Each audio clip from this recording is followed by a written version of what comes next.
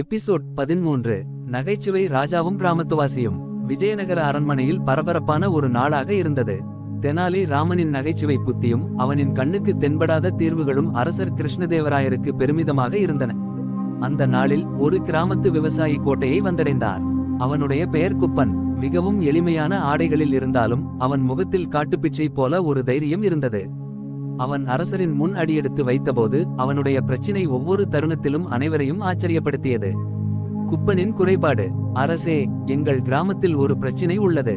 ஆண்டாண்டு காலமாக அந்த மந்தை வழியே செல்லும்போது பூதம் ஒன்று வருகிறது என்று அனைவரும் நம்புகிறார்கள்.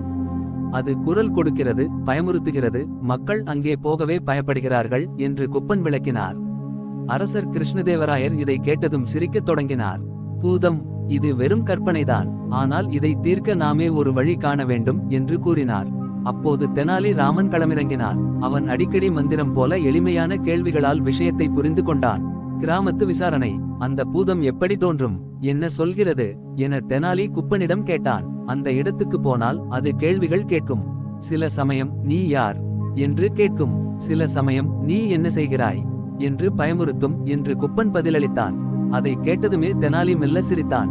அரசே, நான் இந்த விஷயத்தை விசாரிக்க செல்வேன். ஆனால் எனக்கு உங்கள் அனுமதியும் சில அரண்மனை பாதுகாப்பாளர்களின் உதவியும் தேவை என்று கூறி அவன் குப்பனை அழைத்து கொண்டு போனான். தெனாலியின் தந்திரம். அந்த இடத்துக்கு சென்ற தெனாலி ராமன் மந்தையின் அருகே ஒளிந்து சூழ்நிலையை கவனித்தான். இரவில் அந்த பூதம் தோன்றும் இடத்தில் ஒரு பாம்பு மாதிரி நாணல் காற்றில் அசைவது தெனாலிக்கு தெளிவாகி போனது. ஒவ்வொரு காற்றிலும் அவன் நீ யார் என்று கேட்கும் விதமாக அதிர்வெண்ணம் ஒலித்தது. அவள் ஏமாற்றும் சக்தியை பார்த்ததும் தெனாலி யோசித்தான். அரசர் மட்டுமல்ல, கிராமத்தாரையும் எப்படி இதை நகைச்சுவையாக தீர்க்கலாம் என்று நினைத்தவன் அதன் பின்னணி முழுவதையும் அரசரிடம் கூறினான். அரசரின் நகைச்சுவை தீர்வு. அடுத்த நாள் குப்பனை அரசரின் அரண்மனைக்கு அழைத்து வந்தனர். அரசர் குப்பனை கேள்வி கேட்டார். நீங்கள் சொல்வது உண்மையா? அந்த பூதம் மீண்டும் வந்தால் என்ன செய்ய வேண்டும்? அதை கேட்டதும் தெனாலி அங்கே வந்துவிட்டு குப்பனை பார்த்து கேட்டான். அந்த பூதம் அசிங்கமாக கேட்கும், ஆனால் நாம் சிரிப்பதன் மூலம் அதை வெல்லலாம். நான் அதற்கான வழி சொல்லியிருக்கிறேன். நீங்கள் அதற்கு பின் பாதுகாப்பாக இருக்கலாம். அதை கேட்ட குப்பனும் மற்ற கிராமத்தாரும் ஒரு சுவாரஸ்ய கதையுடன் புன்னகையுடன் வீடு திரும்பினார்கள். அரசர் கிருஷ்ணதேவராயரின் இதயம் தெனாலியின் நகைச்சுவை வழிகாட்டுதலால் மகிழ்ச்சி அடைந்தது.